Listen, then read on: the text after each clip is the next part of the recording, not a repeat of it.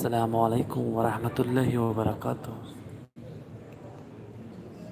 Dear viewers, हम अभी रोज़े रसूल सल्लल्लाहु अलैहि वसल्लम के बैक साइड में बैठे हैं।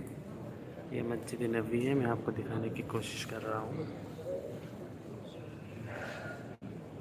हम मस्जिद नबवी के सहन में बैठे हैं, इंतज़ार कर रहे हैं मस्जिद में कब अज़ान होएगी और जुमा अदा किया जाएगा।